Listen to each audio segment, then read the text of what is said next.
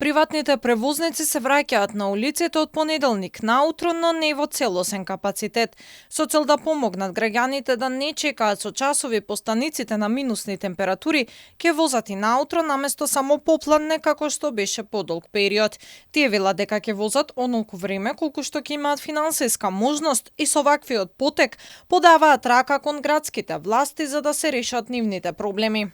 Приватните превозници ќе го дадат својот максимум од понеделник, односно ќе се вклучиме од раните утрински часови, онолку колку што можеме.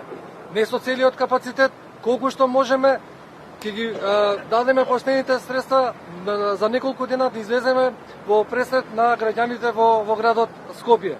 Приватните превозници бараат состанок во проширена форма со градските власти и владата. Се бара покачување на цената по километар и раст на платите согласно растот на трошоците за живот, оти вака не може да обстојат. Бараат да бидат плаќани преку градот, а не преку ЈСП.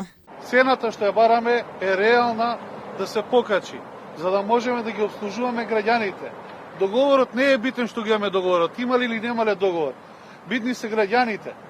Да го обслужиме јавниот интерес, да ни се покачи цената и на платата да се смени, да не бидеме платени преку ЈСП, туку да бидеме платени директно од градот. Решливо е, со една седница може да се реши се и да не требат ни студентите, ни граѓаните на градот Скопје.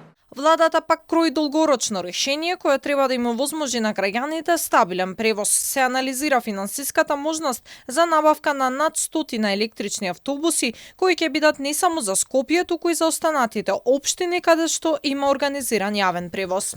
Набрзо денеска ќе излеземе со еден нов предлог проект, а тоа е анализираме се уште каква е расположивата моќ на буџетот за набавка на помеѓу 100 и 120 електрични автобуси заедно со полначи, 50 кои што ќе бидат распределени не само во Скопје за јавното сообраќајно предпријатие, туку и за оние општини каде што има организиран јавен градски превоз.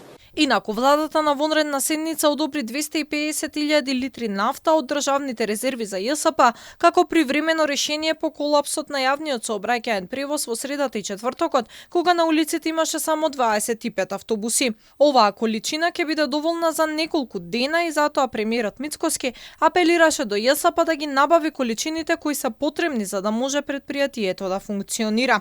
ЈСП се снабдуваше со гориво од нафтената компанија Пуцко Петрол, кон која има долг од 10 милиони евра. Договорот беше склучен во 2022 година во вредност од 27 милиони евра по 118 денари за литар.